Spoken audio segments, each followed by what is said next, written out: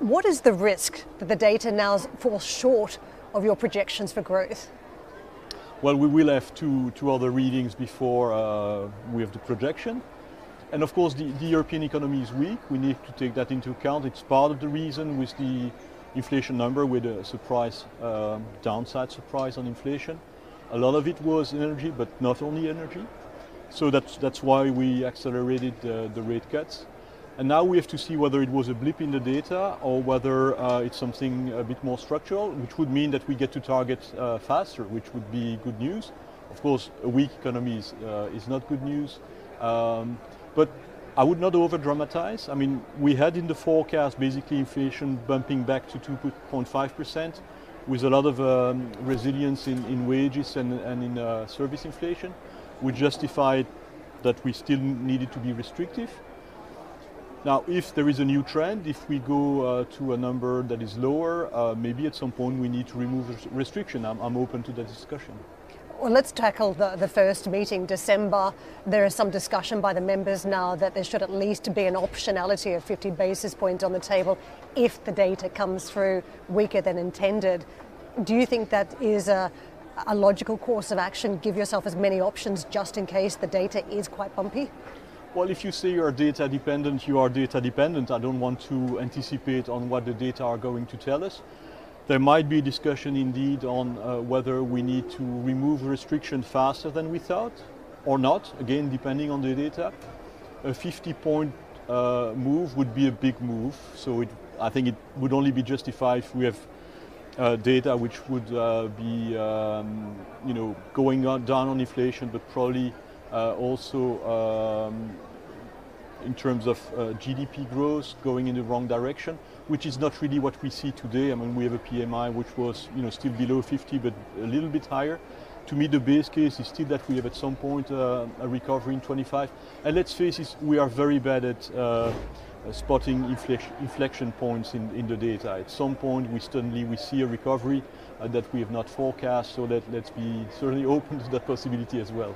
I'm sensing some wariness with a jumbo-sized rate move, as it's often termed. However, the Federal Reserve managed to deftly cut rates by 50 basis points without any dramatic need to do so with growth crashing, for instance. That simply did not happen. Growth is intact, it's resilient. It managed to communicate this was simply about stepping closer to neutral. Why can't the ECB do the same?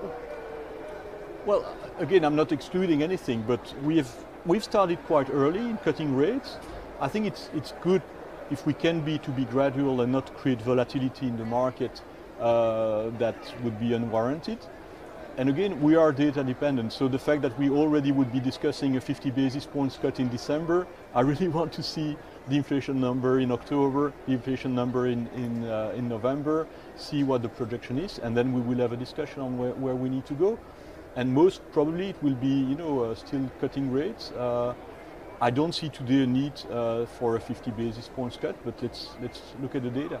I think we should not over-dramatize. I mean, we are getting in a situation now where it's going to be about fine-tuning of the rates depending on what we see. But basically, the good news, we are going to our 2% target a bit faster or not, we will see. The direction where we're heading and what terminal rate is also a big part of the discussion. Some are already pondering whether we get to some sort of a neutral rate, whether we stay there, that is terminal. Others are saying, look, we could end up in stimulus territory, which is not where the market thought we would be in recent months, given all the inflation challenges. Do you think it is possible you end up slightly below neutral at the end of the cycle? At some point, there will be a 50% chance that we miss it, that we don't go in the right direction, because it will be about fine-tuning.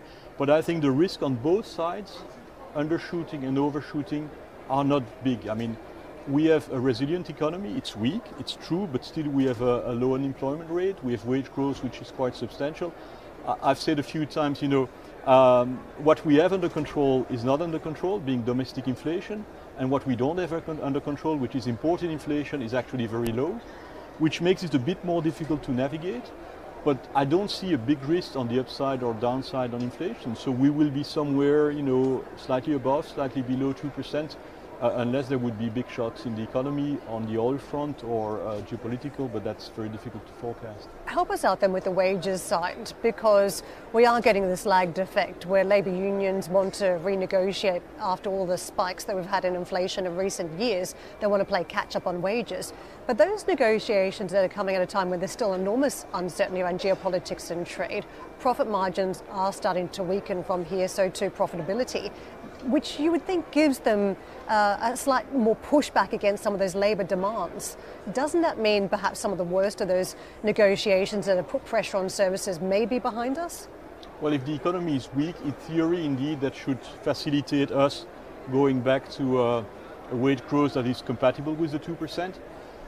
But I would not over-rationalize this discussion. I mean, people might get used to asking for higher nominal growth. There might be some myopia that they don't see that inflation has gone down. And we still see in some parts of Europe, in some sectors, that the wage demands are quite substantial. So this is certainly something we still need to keep monitoring. I want to ask you about trade fragmentation. It is a huge theme here, and I was talking to one of your fellow governors recently, and he was saying, look, the reality is that fragmentation would be bad for big Western economies, that it means that many people don't have as much wealth, less affluent, and therefore it allows the rise of even more populism. What do you make of that narrative and the risk of trade fragmentation for Europe? Well, trade fragmentation is not good for our economies. That's quite clear. So on the growth side, it would be bad.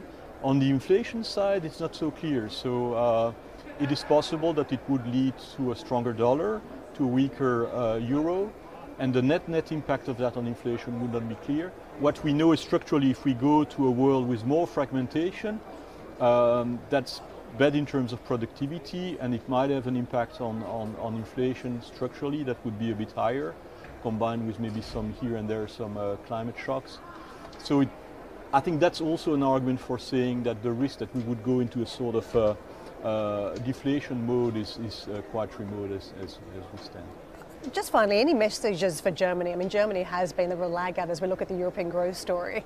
The German government doing some measures to try and help out growth, but not enough, according to some Europeans. Do you think Germany needs to step away from the debt brake? It's not for me to comment on that. What is clear is that their budget situation is much better than in other European countries. So we may see some more restrictions coming from fiscal policy in some other countries than Germany, but Germany is now at a level in terms of deficit where I would not expect that that would weigh on growth going forward. So the basic scenario again should be at some point that we see a recovery, but we have to admit that it has been delayed and that it's more like we believe that after 2 years of stagnation, the normal state of affairs would be a recovery. But I would admit we don't have strong signs of that as of today.